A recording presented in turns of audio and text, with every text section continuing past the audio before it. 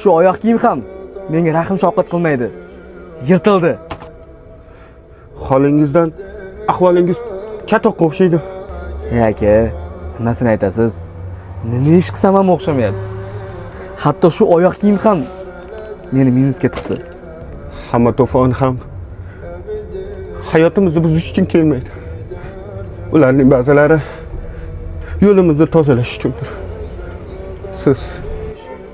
Siz istig'for ayting. Ko'proq istig'for ayting. Allohni eslang. Aha. Xo'p bo'ladi. Bugundan boshlayman. Xo'p. Akam, qandoqsiz? Aka, o'sha kundan beri istig'for aytdim, hammasi o'z iziga tushib ketdi. Uy-joy, biznes. Ana mashinani ko'ryapsizmi? O'shani oldim. Lekin men bu qurg'ur parod qilyapti. Istig'for aytyapsizmi?